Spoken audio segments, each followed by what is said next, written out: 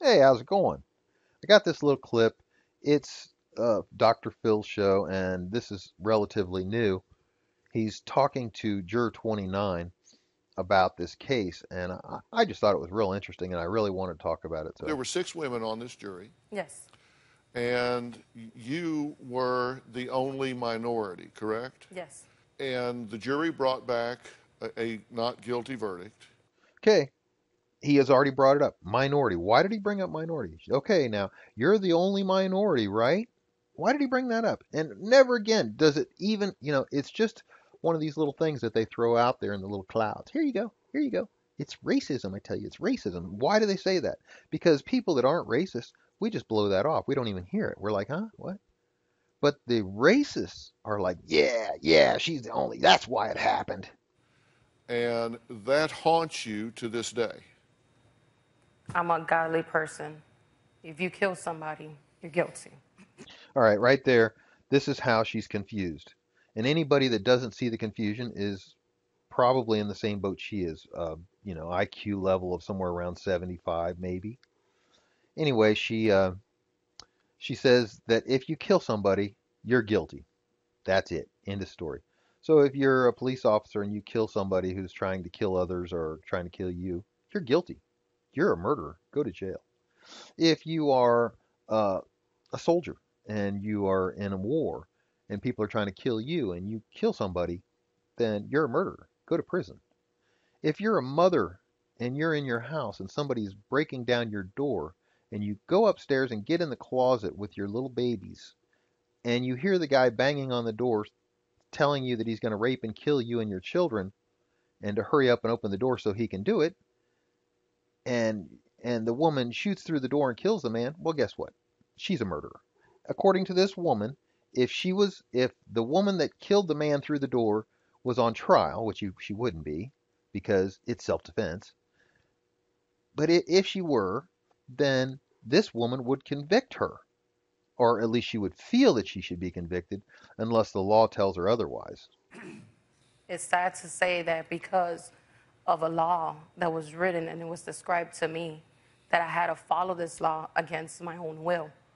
In my heart, I knew that he was guilty, but I couldn't use my heart. I had to use the law. And so So she couldn't use her heart. She had to use the law. You think about that now. That's just a really interesting statement. Now the law says this is what the law says. The law says that if you kill somebody that's trying to kill you, we call it justifiable homicide, and you're free to go. Have a nice day. We won't even arrest you. But to her and her morality, that's just wrong. Look, if you kill somebody, you're guilty. End of story. Doesn't matter why. It doesn't matter that Trayvon was bashing George's head on the concrete. It doesn't matter that Trayvon said, I am going to kill you tonight. That doesn't matter to her. Nothing matters to her that other than the fact that Trayvon is dead and George pulled the trigger. That's all that matters. So really, for her, the simplest way to handle this case would be to say, look, Maddie, there's a situation, and one man killed another. Who's guilty? We don't need to discuss it any further because all the other facts are secondary. She doesn't care about the other facts. Look, she just said it. If you kill somebody, you're guilty. End of story. you voted not guilty when you felt in your mind and heart that he was guilty. Yes. Lisa, did she have a choice in the way she voted here? She didn't. And So she voted not guilty when she felt the answer was guilty because she was told that this is the way the law is and you have to go by what the law says. Well, if she were slightly intelligent, she would have known that a juror can vote any way they want. There is no penalty for voting the right way or the wrong way. In fact, even if all the evidence shows that he was 100% guilty and everybody votes guilty and the evidence is overwhelming and she votes innocent, guess what? No problem for her. You have no responsibility under the law to vote one way or another. You vote the way you feel is correct according to the law and what you believe. If she believes that the law is wrong, she can cancel out the law by voting the other way. This is called jury nullification. It's perfectly acceptable in our society. People do it all the time.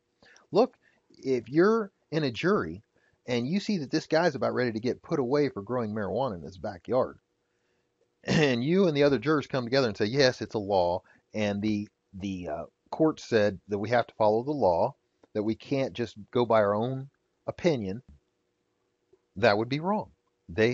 You vote the way you feel. If you feel that the law is wrong, well, that's your power. That's the ultimate power of the jury. Maddie's very brave to speak out in the way that she is. I blame the prosecution in the state of Florida. I go through in the book the 6 biggest blunders they made, and putting it all together, they failed to connect the law. So she's got 6 major blunders, and she's still holding George responsible because the state messed up. So she's saying the state screwed up, George should be in prison, okay? If that's true, then you blame the state. You certainly wouldn't be complaining to George. But let's listen to her reason. She picks out the best, I suppose, of her reasons. And the facts that they had to give jurors like Maddie and the other jurors who wanted to convict a roadmap to conviction. The prosecutors made mistake after mistake in this case. I'll give you one of the biggest ones. George Zimmerman showed on a videotape that his gun was holstered behind him. Okay, it's holstered behind him. There's his hand, all right? And remember, we know where it was holstered because the police came and took the holster away, so the police know exactly where it is. So they couldn't lie about it, right? So when George said the gun was right here, in fact, he pointed at it, she's saying that if that's where it was, then it would be impossible for him to see it. But we remember that in George's testimony here, he's on the ground, on his back, and he's being smashed. He's trying to worm his way off of the concrete and onto the grass so that it doesn't hurt so bad and doesn't knock him out and kill him, right? That's all acceptable. We've all agreed to that. While he's worming, he's twisting and also lifting his arms, and the shirt and the jacket come up. So now you can see the belt line, right? Well, if you're worming, you're twisting a little bit. If the holster is here, you obviously can see it. Absolutely. So if her argument is that no one could see it, how does that change the trial?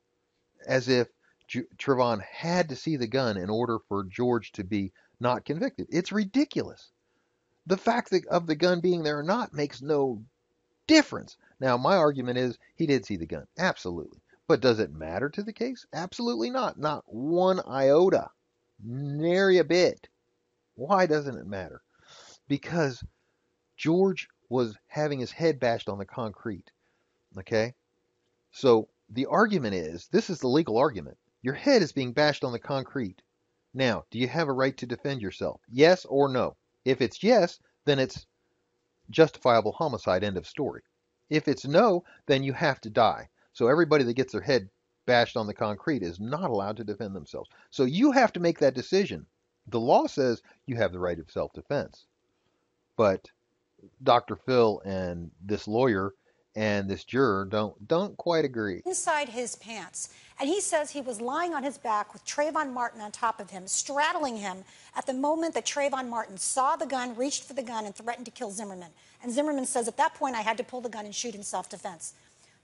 He said at the point that he was banging his head, and then as soon as he got the opportunity to get the gun. He would have shot him way sooner, I'm sure, if he could have. It was very difficult to get to the gun. The problem with that story is, unless Trayvon Martin had X-ray vision, there is no way he could have seen through George Zimmerman's body to a gun holstered behind him. And what does it have to do with it, whether he saw it or not? Let's say he didn't see it, because George is just guessing that he saw it, but he did say, you're going to die tonight. That's pretty clear.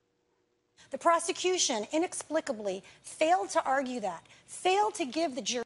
They did argue it, for God's sakes, woman. Were you there? She says she was there, but I don't see how she could hear it. They did argue that he couldn't see the gun. They spent a lot of time. Remember the little black doll that they sat on the ground, and they were saying that you couldn't see through the doll, don't you remember any of that? that information that they had on a videotape for over a year. There are many people in America who found this verdict very unsatisfying, and I was one of them, having. Yeah, but you were very unsatisfied with the verdict because you had argued the entire time against the law, against the facts of the case. So when the facts came out, when the law was proven to be true, when everything came out, then suddenly your lawyer ass suddenly became a pile of dirt. Who cares what your opinion is if you can't get it right on such a basic case? And why are you even here? Who invited you to be the lawyer on these shows?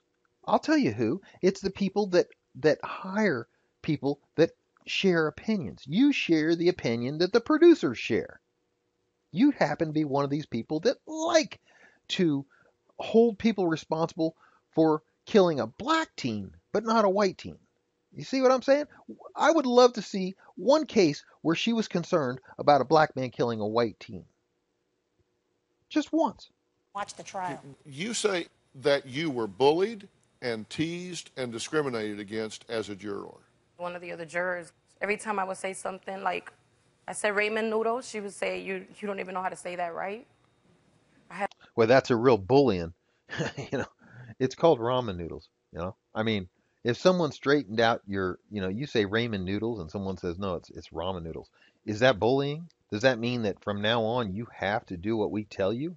Boy, this is sure an easy person to bully. I said another word and she was like, oh my God, did you hear Maddie say? And it was just a constant, I felt like we were in high school. Can you give us some more examples, something besides the ramen noodle thing, please? High school? I mean, maybe you feel like you were in high school because you weren't paying attention. You were sleeping. You were absolutely not paying attention because the entire trial we couldn't see you, but they kept saying one juror is not paying attention. And then a couple times they let it slip and said it's the non-white jurors not paying attention. And then in the end, she's like, how did it happen like this? Well, guess what? You didn't pay attention. I really took this situation, this case, I really took it very serious. Well, if you took it very seriously, then you would also have known the facts of the case. You would have studied the law, or at least looked at the law and been able to argue the law. And if the people were wrong or the law was wrong, you could have argued those things to the people and maybe won over some of your people and made it a hung juror. In fact, you could have made it a hung jury just by voting guilty. You could have. And nobody could have stopped you. Those other 5 jurors had no power over you. In fact, at the end, when they read the verdict, guess what? They asked her, is this your true and correct verdict? Guess what her answer was? Yes, sir. Sure was.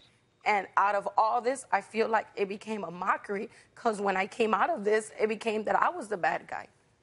So now she says, when I came out of this, that's when she realized that she was the bad guy. There was no big deal. She didn't even know anything about the case. Had no idea. It's the low IQ. It's the lack. You look, people like her probably don't watch much news. She didn't know what was going on, thank God. She would have never got in the jury if she did, because they didn't want people that were heavily involved in the case. But if she would have known the way that people in her neighborhood were going to react, she would have never voted not guilty. No way. I got people telling me, you could have done something. You could have said something. Who do you think those people are that are saying this to her? People in her neighborhood, family members, people who support Trayvon Martin based on skin color, regardless of the facts of the case. True, honest to God, racist people. Racist or ignorant. And I would say most racist people are ignorant. I mean, the truth is, if you're racist and you judge an individual on the color of their skin, or if you make a decision of a case based on the skin color, you're a racist and you're a moron. And you certainly should not be on a jury.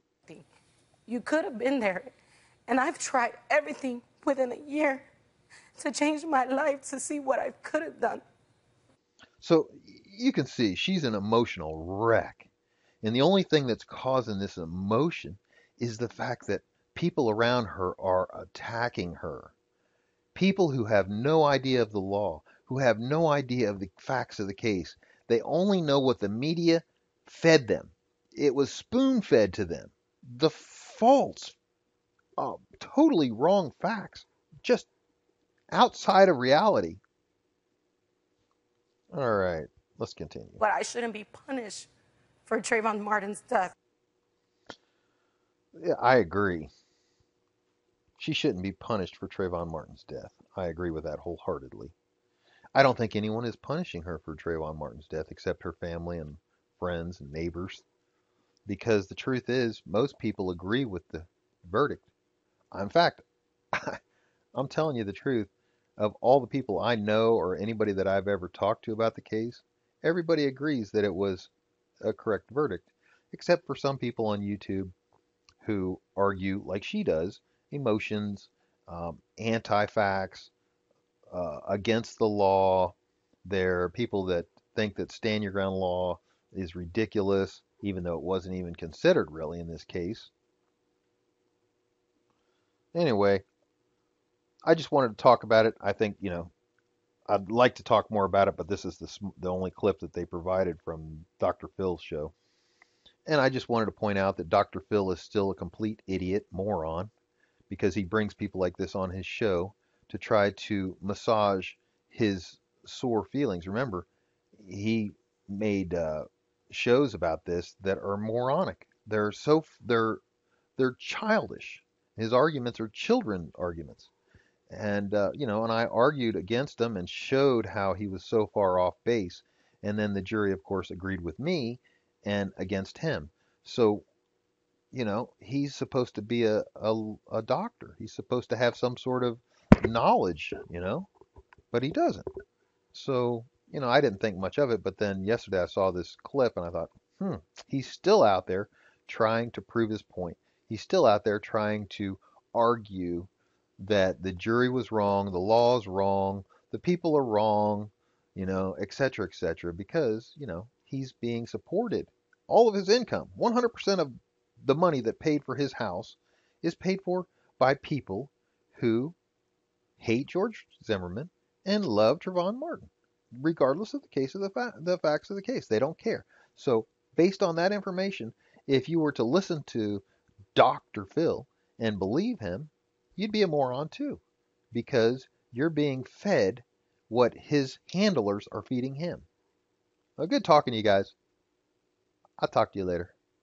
Bye.